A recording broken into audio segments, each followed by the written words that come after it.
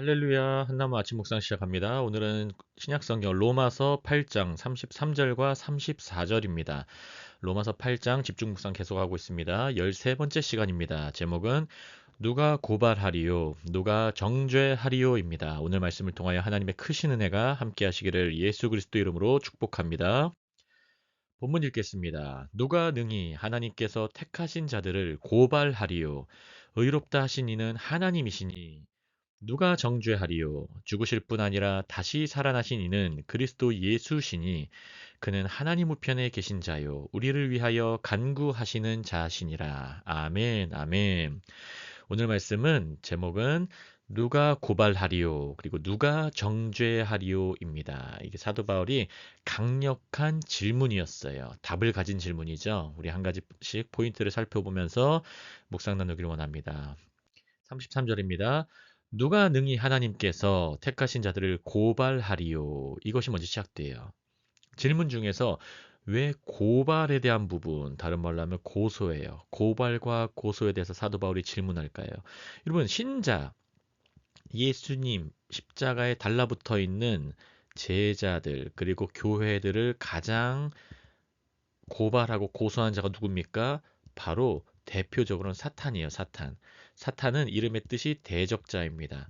하나님의 그 말씀에 반대하는 자, 하나님의 말씀을 붙들지 못하게 계속 거역하게 만드는 자고 본인 존재 자체가, 사탄의 존재 자체가 대적자예요. 하나님의 말씀에 반대하는 존재. 신자들을 사탄, 그 마귀는 계속해서 고발합니다. 마귀란 뜻 자체가 참소하는 자예요. 고발자예요. 좀 기억하시길 바랍니다. 여러분, 우리는 의롭다 하신 이는 바로 하나님이시라는 걸 기억하시길 바래요. 여러분, 의롭다 하신 이가 먼저예요. 우리의 의로운 행동이 먼저가 아니라 의롭다 하신 이, 바로 그리스도의 정체성은 의롭다 하신 이에게 있습니다. 우리의 정체성은 하나님께 있다는 걸 이 아침에도 기억하시기를 예수 그리스도 이름으로 축복합니다. 의롭다 하시니, 이 말 뜻은 좀 더 정확하게 하면 의롭게 하시니예요. 의롭게 만드시니. It is God who justifies. justify가 의롭게 하다예요. 의롭게 하는 게 무엇입니까? 하나님과의 관계를 바르게 만드는 거예요. 하나님은 공의가 있으신 분입니다. 정의로우신 분입니다. 거룩하신 분이세요. 그럼 의롭게 하시려면 그분이 의롭게 하시는 거예요. 우리가 의로운 행동에서 그거는 예수 믿고 나서 때로는 변할 수 있어요. 하지만 완전하게 변할 수도 없어요, 여러분. 우리 예수 그리스도 믿은 다음에 사도 바울도 고민했던 부분이, 사도 바울도 본인의 그러한 육신의 그런 어려움 때문에 때로는 나약함도 있었고 때론 죄성이 나타날 때가 있었고, 그래서 사도 바울도 로마서 7장에서 계속 어려워했던 것을 우리가 볼 수 있었습니다. It is God who justifies. 오늘 본문의 33절처럼 의롭다 하시니는 하나님이시니, 이것을 붙드신 오늘 하루 되시기를 예수님 이름으로 축복합니다. 그래서 하나님으로 말미암아 우리는 그 하나님과의 관계가 연합될 수 있는 거예요. 그게 바로 의롭다고 하는 거예요. 이것을 방해하는 존재가 있으니 바로 사탄인 것입니다. 요한계시록 12장 10절입니다. 내가 또 들으니 하늘에서 큰 음성이 있어 이르되 이제 우리 하나님의 구원과 능력과 나라와 또 그의 그리스도의 권세가 나타났으니, 우리 형제들을 참소하던, 이게 바로 고발입니다. 또 다른 말로는 고소라고 하는 거예요. 고발 고소하던 자, 곧 우리 하나님 앞에서 밤낮으로 계속해서 참소하던 자가 쫓겨났고, 아멘, 믿으시기 바랍니다. 그리스도의 권세가 나타나면은 이러한 일이 있습니다.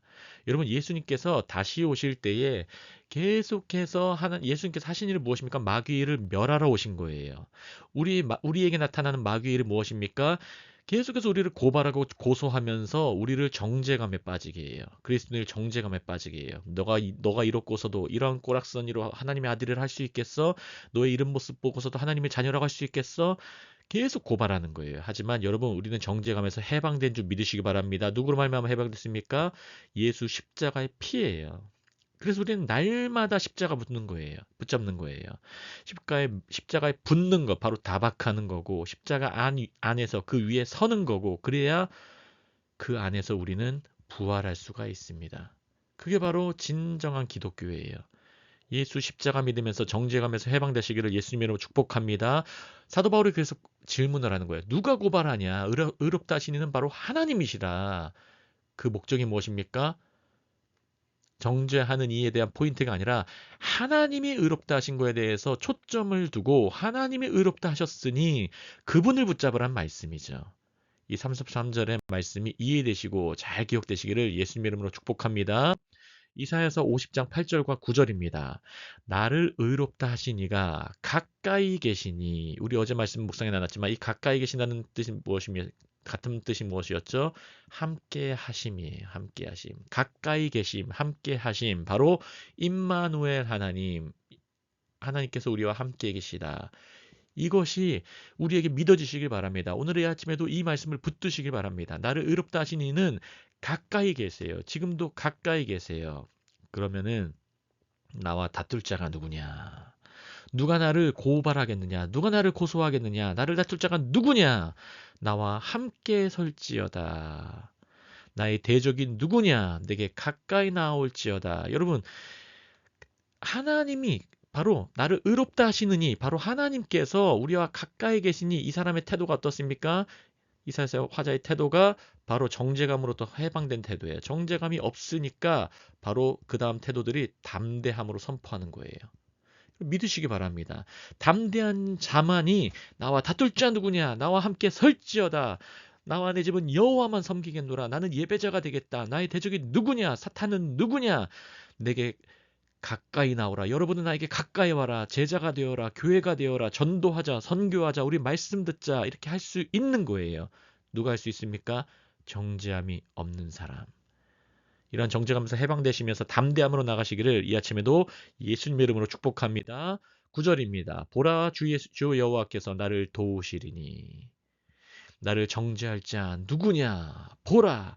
그들은 다 옥과 같이 헤어지며 좀이 그들을 먹으리라. 영적 전쟁에서 승리하는 모습이죠. 여호와가 나를 도우신다. 여호와가 나와 함께 하신다. 여호와께서 나와 가까이 계신다. 이러한 임마누엘 의식이 가득한 자, 바로 하나님의 함께 하신다는 의식으로 가득한 자, 정죄감에서 해방된 자는 이젠 영적 전투까지 할 수 있는 거예요. 나를 대적하는 자들은 다 옥과 같이 헤어질 것이다. 좀이 그들을 먹을 것이다. 이제는 선포하는 거예요. 이러한 영적 능력까지 오늘 아침에 새로 생기시기를, 그리고 계속해서 도약하시고 업그레이드 되시기를 예수 그리스도 이름으로 축복합니다. 34절입니다. 누가 정죄하리요? 그렇기 때문에 하나님께서 우리를 의롭다 하셨기 때문에 누가 정죄하리요? 정죄할 사람 없다는 것입니다. 죽으실 뿐 아니라 다시 살아나시니, 누구를 위해서 죽으셨습니까? 우리를 위해서요. 다시 살아나신 건 누구십니까? 우리를 위해서 예수 그리스도께서 다시 살아나신 거예요. 이분은 바로 그리스도 예수시니 그는 하나님 우편에 계신 자요 우리를 위하여 간구하시는 자신이라. 아멘 아멘.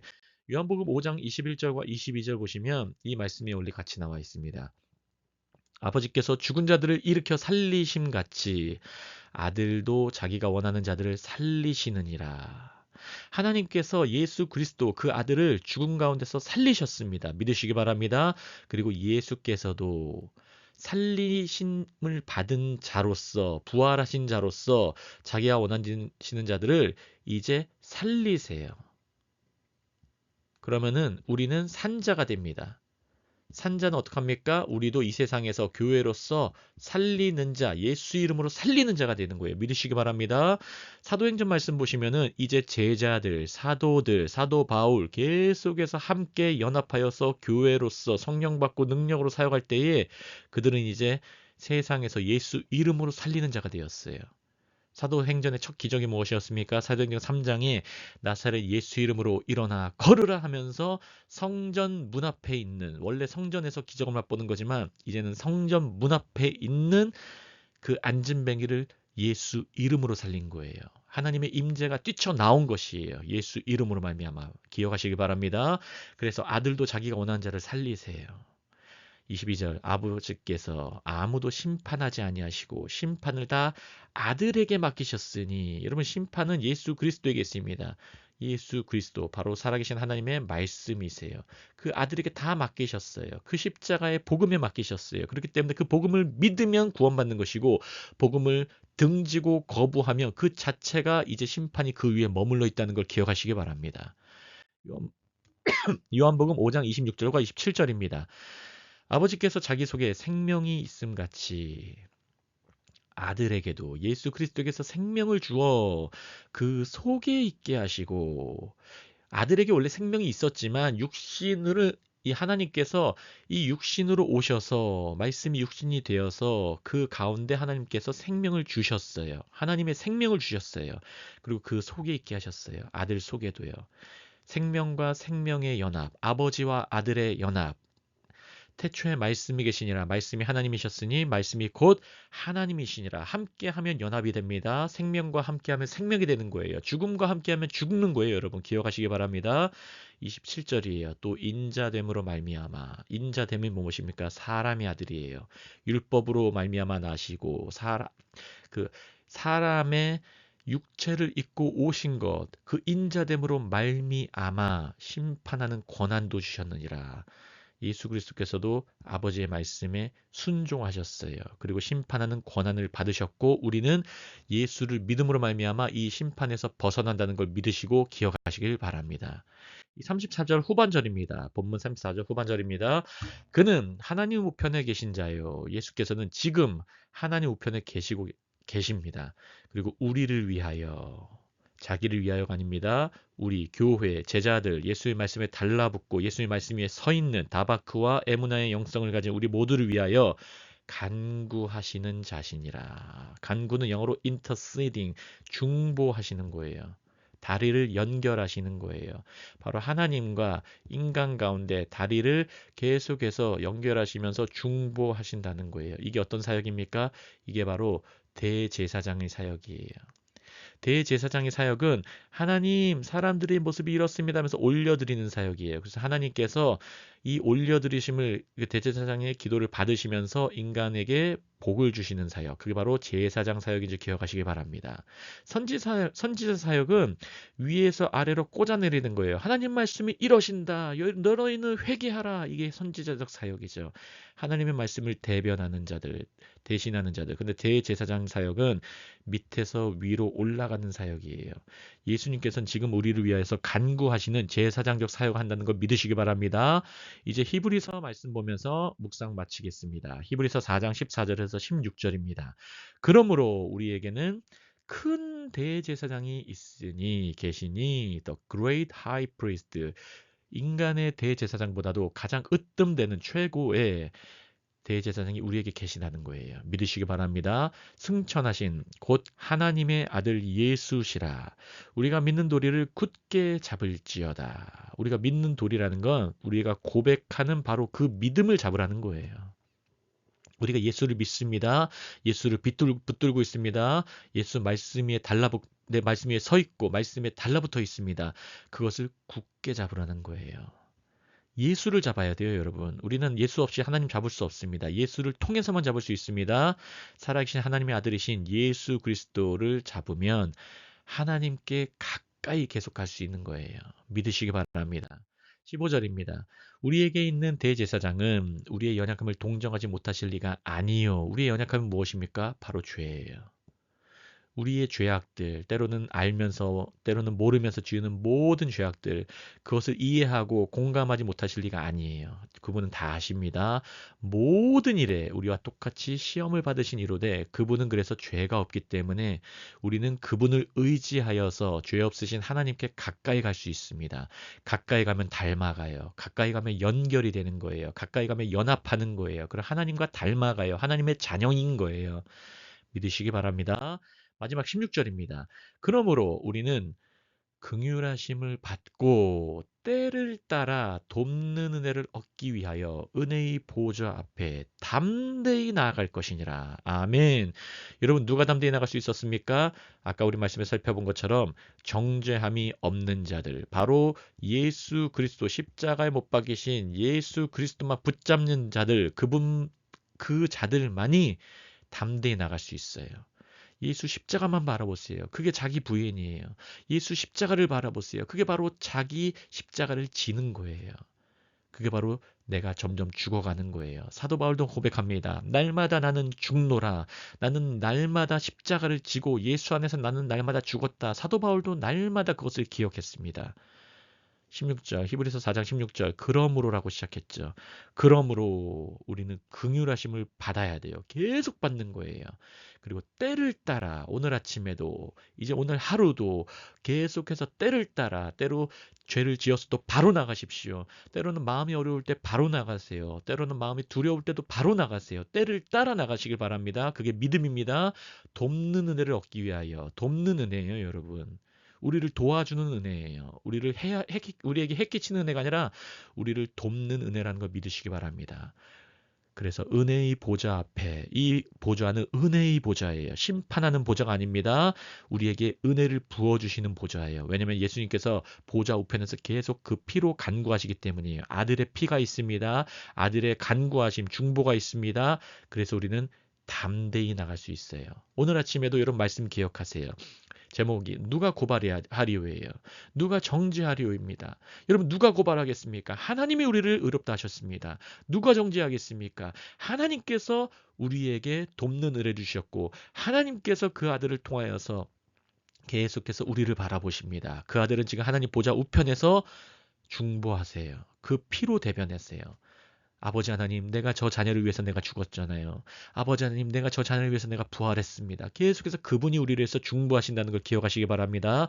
이 말씀을 기억하시며 오늘 하루도 예수 이름으로 새 힘 얻으시고 기적의 하루를 맛보시길 예수님의 이름으로 축복합니다. 기도합니다. 할렐루야 하나님 아버지 너무나 감사합니다. 오늘 로마서 8장 33절 34절 말씀을 가지고 누가 고발하리요 누가 정죄하리요라는 제목으로 은혜의 말씀 묵상 나눴습니다. 아버지 하나님 사탄도 우리를 고발할 수 없다는 걸 믿습니다. 바로 예수님 때문입니다. 하나님 그 누구도 우리를 정죄할 수 없다는 것을 믿습니다. 바로 예수님께서 아버지 하나님의 보좌 우편에서 우리를 위해서 친히 간구하시기 때문입니다. 예수님을 붙잡습니다. 하나님, 오늘도 때를 따라 주님을 구하며 주님께 도움을 구합니다. 아버지 하나님, 오늘 하루도 기적의 하루가 되게 하여 주시옵소서. 성령 충만한 하루 되게 하여 주시옵소서. 우리를 붙들어 주시옵고 우리의 연약함, 동정하지 못할 이가 주님께서는 우리의 모든 것들 동정하시며 연약함을 강함으로 변화시키는 분이시오니 약할 때 강함 대신 하나님을 붙잡사오니 주님께서 우리를 붙들어 주시옵고 능력의 하루 될 수 있도록 주님 역사하여 주시옵소서. 감사하며 모든 말씀 살아계시고 역사하시는 예수 그리스도 이름으로 함께 기도합니다. 아멘, 아멘.